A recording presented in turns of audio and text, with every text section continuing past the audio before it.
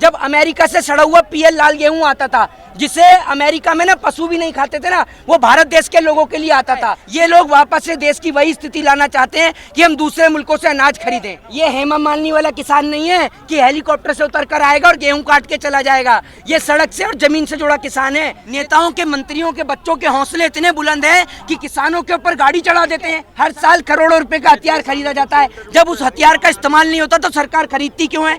आज खाने पीने की हर एक चीज के ऊपर टैक्स लग गया, आज शिक्षा के ऊपर टैक्स लग गया, लेकिन देश के लोग चुप और मौन बैठे हैं।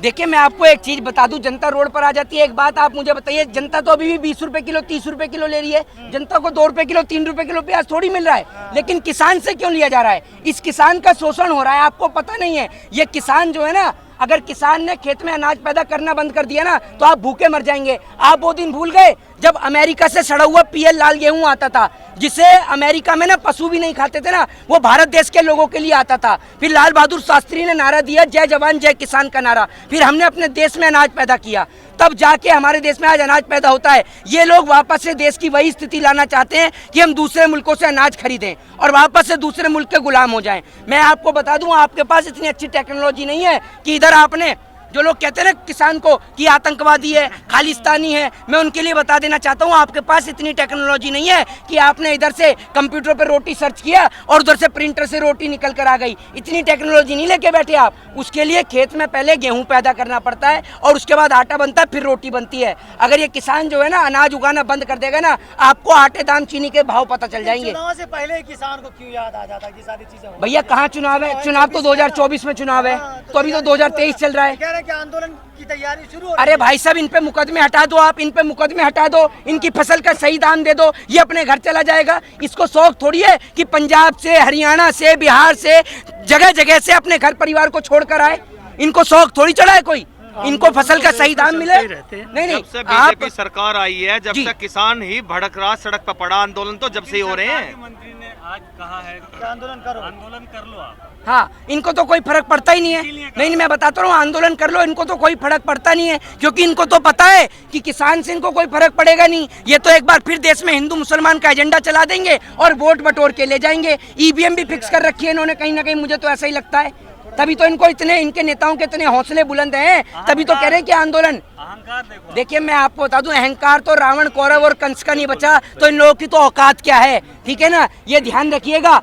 ये हेमा मालिनी वाला किसान नहीं है कि हेलीकॉप्टर से उतर कर आएगा और गेहूं काट के चला जाएगा। ये सड़क से और जमीन से जुड़ा किसान है, ये ध्यान रखिएगा। आपको 300 प्लस का बहुमत दिला सकता है ना, तो आपको आपकी औकात भी याद दिला सकता है कि आपकी औकात क्या है। आप भूल गए? अरे आप हमारे नौकर हैं, हम लोग राजा हैं। इस देश का किसान, इस देश का जवान राजा है। अगर इन्होंने अपने बच्चों को सरहदों से वापस बुला लिया ना, तो नेता और मंत्रियों की औकात नहीं है कि एक सरहद को भी सुरक्षित रख पाएं, एक बॉर्डर सुरक्षित नहीं रख पाएंगे, चाहे वो किसी भी राज्य का बॉर्डर हो। ये बता दूं मैं आपको, ये तो इन्हीं के बच्चे हैं जो सरहदों की हिफाजत कर रहे हैं, और आप इन्हीं के ऊपर लाठी और डंडे भाजते हैं। कभी आप इनके ऊपर वाटर कैनन से पानी छोड़ते हैं, कभी आंसू गैस के गोले दागते हैं, कभी रबड़ की गोलियां दागते हैं। आपको तो शर्म आती नहीं है, आप तो बेशरम पड़ चुके हैं। लेकिन चुनाव के टाइम में ये किसान रहते कहाँ हैं? हिंदू मुसलमान हो जाते हैं। अरे भैया, एक बात आप मुझे बताइए, ये तो बेचारा 13 महीने तक सड़क पर बैठे रहा। इन्होंने तो अपने भाइयों को खो दिया, इन्होंने अपने भाइयों को खो दिया। इनके भाइयों के ऊपर मुकदमे लगे, वो आज भी जेलों के अंदर, उनके ऊपर मुकदमे नहीं हट रहे हैं। सरकार से इनकी कोई जो मांग है वो कोई गलत मांग थोड़ी है। अगर कहीं कोई गलत मांग हो तो आप मुझे बताइए। इनके ऊपर जो आप ये समझिए मुकदमे लगे, तो वही कह रहे हैं वो मुकदमे हटने चाहिए। दूसरी बात ये, नेताओं के, मंत्रियों के बच्चों के हौसले इतने बुलंद हैं कि किसानों के ऊपर गाड़ी चढ़ा देते हैं। शर्म नहीं आती है इन्हें? जो लोगों को अनाज पैदा करके खिला रहा है, पेट भर रहा है, उनके ऊपर ये गाड़ियां चढ़ा रहे हैं। किस प्रवृत्ति के लोग हैं आप समझिए। जीत भी तो जाते हैं ना, 7 सीट जीत जाते हैं वहाँ से। देखिए, जीतना है नहीं जीतना वो पता है ईवीएम के हाथ में, ठीक है ना। लेकिन मैं आपको ये बता दूं कि अगर ये किसान खेती करना बंद कर देगा तो देश भूख से त्रस्त हो जाएगा।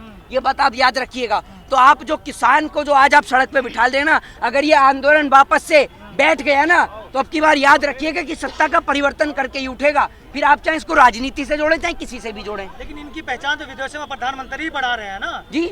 इनकी पहचान विदेशों में प्रधानमंत्री बढ़ा रहे हैं। क्यों विदेशों में क्या प्रधानमंत्री किसानों का झंडा लेके पहुंच रहे हैं? तो रहे कि देश को जाना है। अरे भैया एक बात आप मुझे बताइए, हमें विदेश से क्या लेने देना? आप एक बात मुझे बताइए, हमें तो हम भारत देश में रहते हैं, हम भारत देश पे चर्चा करेंगे, ना तो हमें विदेश से लेना देना, ना हमें पाकिस्तान से लेना देना। हमें तो भारत में रहते हैं, हम भारत की चर्चा करो आप। विदेश से हमें क्या करना? विदेश से हमें खाने को रोटी थोड़ी आ रही है, ये बताइए ना आप मुझे। लाखों करोड़ों खरबों रुपए के हथियार खरीदते हैं, ठीक है, हर साल करोड़ों रुपए का हथियार खरीदा जाता है। जब उस हथियार का इस्तेमाल नहीं होता तो सरकार खरीदती क्यों है? इस सवाल का जवाब दीजिए। किसानों को पैसा देने के लिए आपके पास पैसा नहीं है, किसान की आय दुगनी करने के लिए आपके पास पैसा नहीं है।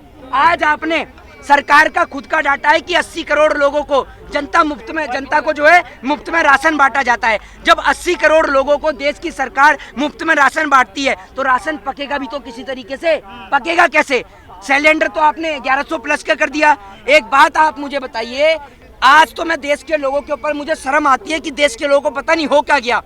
ये वो देश था जब नमक के ऊपर टैक्स लगा तो ब्रिटिश ईस्ट इंडिया कंपनी से यानी अंग्रेजों के खिलाफ सड़क पर उतर गया। नमक के ऊपर टैक्स लगने पे आज खाने पीने की हर एक चीज के ऊपर टैक्स लग गया, आज शिक्षा के ऊपर टैक्स लग गया, लेकिन देश के लोग चुप और मौन बैठे हैं। भाई साहब, इसी को मानसिक गुलामी कहा गया है। धर्म का नशा एक ऐसा नशा है जो चरस गांजे से भी बदतर नशा है। ये एक ऐसा नशा है जो लोगों के दिमाग पर चढ़ा दिया तो ना तो लोगों को महंगाई दिखती, ना बेरोजगारी दिखती, ना शिक्षा दिखती, ना स्वास्थ्य दिखता, ना महंगाई दिखती। हिंदू राष्ट्र दिख रहा है, हिंदू राष्ट्र क्या बनाएंगे? ये किसान क्या हिंदू नहीं है?